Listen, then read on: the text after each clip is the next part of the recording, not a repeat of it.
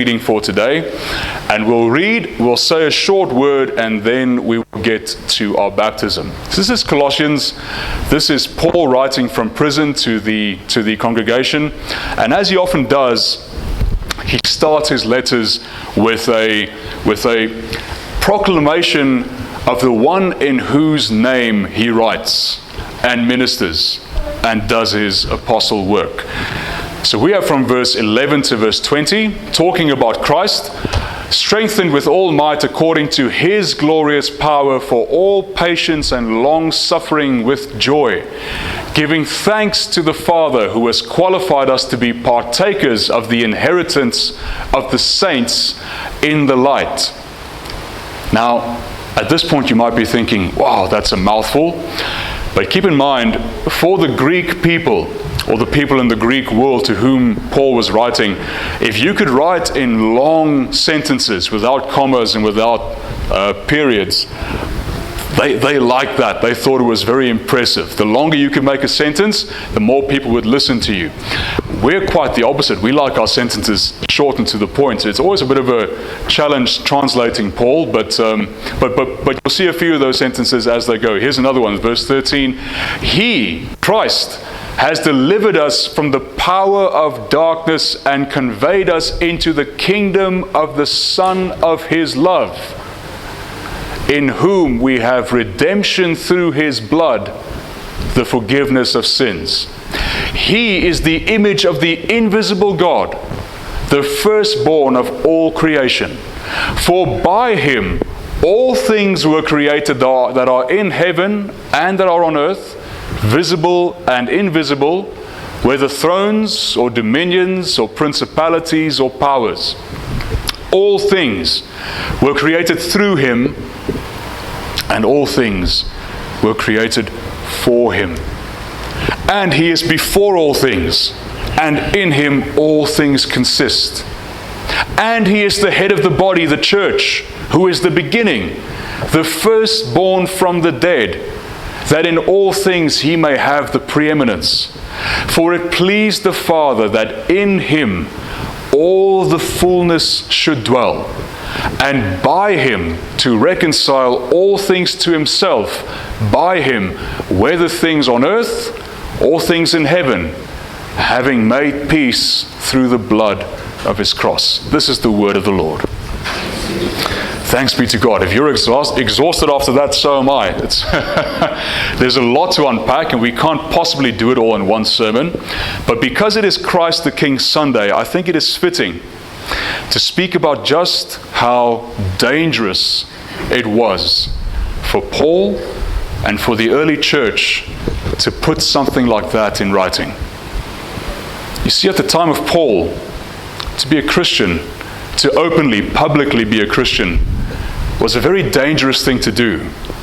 Not just were you liable to be mocked, you were liable to be killed, tortured, punished. Because if you said, Christ is King, Christ is Lord, then what you were also saying is the emperor is not king. The emperor is not Lord. I will not bow to Rome. I bow to the cross. As you can imagine, the Romans didn't like that very much. And so if they were convinced that someone was a Christian, or someone publicly said, I am a Christian, they would round them up, the Roman soldiers and officials, and they'd give them a chance to recant, to take back what they'd said. They'd said, look, we know in the past you've said that your allegiance is with Jesus, but we want to give you a fair shake. We want to give you a chance. If you get down on your knees and say, Tiberius is Lord, or Augustus is Lord, or whoever the emperor is Lord, we'll let you go. No more punishment for you. But of course, if you refused, if you said, well, sorry, I just can't do it, Christ is my Lord, what followed was pain and torture and humiliation and death. And so in the early church, when someone had gone through preparation and they were ready for baptism, They used to close the doors wherever they met.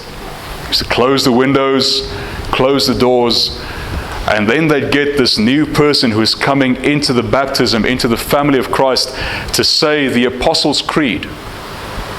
Because that was the one sign, that was the one thing above all others that identified you as a follower of Jesus, not a subject of Rome. Secretive, quiet because your life was on the line, a matter of life and death, literally. We've come a long way since then, haven't we? The church has been everywhere, from being a secretive and persecuted movement to being the very bedrock of our civilization. And perhaps now in the West, sometimes we get the idea that we say, well, maybe the church is going back into a time of persecution. And in some places that might be more true than in others. But throughout all that, Christ hasn't changed. His kingdom hasn't changed. And what it means to be his disciple hasn't changed. I think the next slide, Rayleigh, if we throw that one up. So about 300 years after Christ, let's say about 300 years after the events of the resurrection, the Emperor Constantine was in control. And he was defending Rome against a rampaging army. And the story goes, the legend goes, that he was out with his men fighting a battle one day, and he looked up, and in the sky he saw the Cairo, the X, which is the sound in Greek, and we call it a P, but it's a rho, which is the R sound in Greek. Kai, rho, the first letters of Christ. He saw that in the sky, and he heard a voice, or he saw a banner saying to him, "In this name, conquer." Constantine took that to mean, if I put this emblem on the shields of my soldiers, and on their helmets, and on the coins that I print, and on the banners I take into battle, I will be victorious. And victorious he was. And those who study church history have often thought, what did that moment mean for the church? The day, the very moment the church went from being an obscure, if powerful, secretive movement of people who loved each other in defiance of Rome, to being the official state religion, the emblem of warfare and conquest and dominion, which lasted and is still lasting up until our time. And we might have swapped out the Cairo for the cross, but every now and then we need to ask, what has this done to our idea of Christ the King? We started the service saying, what do you want your king to look like? Sword in one hand, scepter in the other, a crown filled with the jewels of his conquest, his enemies and his subjects on their knees at his feet, armies and crowds behind him.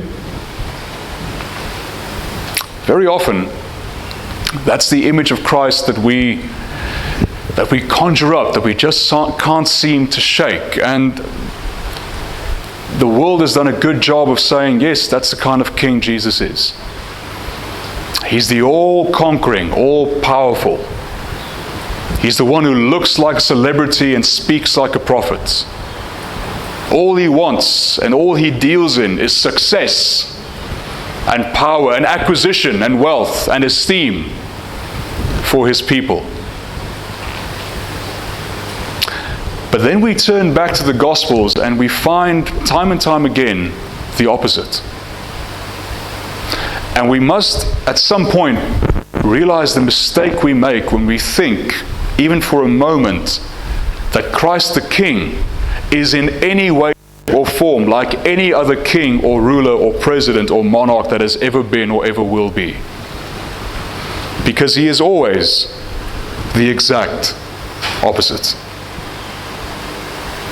The people of Israel certainly wanted a king. They wanted a king like David who would unite all the tribes behind him, who would have a successful civil war against King Saul, who would slay giants and write beautiful poetry and build massive castles, temples. That's the kind of king they wanted. Perhaps that's the kind of king we want as well. Then Jesus comes on the scene, and his kingdom is so different. And yes, he has this power for miracles and healings, power for teaching. And the people think maybe he's the one, maybe he is the new Davidic king, maybe he wants a sword in one hand and a scepter in the other, maybe he will overthrow the Romans, maybe he will be the king we want. And Jesus says, I am a king, but I'm not the king you want, although I am the king you need. And then on the cross, his temptation reaches this crescendo, where all around him, soldiers, religious leaders, common people, criminals are mocking him, saying, you called yourself a king, but you don't look like one. You don't sound like one. Kings don't hang from crosses. Kings don't beg forgiveness for their murderers and their torturers. Kings take the initiative. Kings take the power. Kings tackle the bull by the horns and get the job done. And then writing after the event, Paul gives us that message from Colossians, which says, you know how different Jesus' kingdom is. It's so different that you cannot compare it to anything that has come before or that will come since. Because Christ is not interested in geographic kingdoms, or in financial power, or in political sway. He doesn't want thrones, or swords, or scepters. He wants you. He wants to release you from the bondage of sin in your life. And he wants to release us from the systemic sin in the systems, in the institutions around us. His kingdom is not of this world, and he's not interested in the things of this world. And he doesn't want you to be interested in the things of this world. This is why Paul writes and says, he is king over the visible things and the invisible. The things you can see and hear and touch now, and the things that you cannot see and hear and touch now. And he seals your place in this kingdom, not with a sword or a scepter or a show of might. He seals it with the words, Father, forgive them, and then with the promise, today you will be with me in paradise. You want to know what kind of king he is?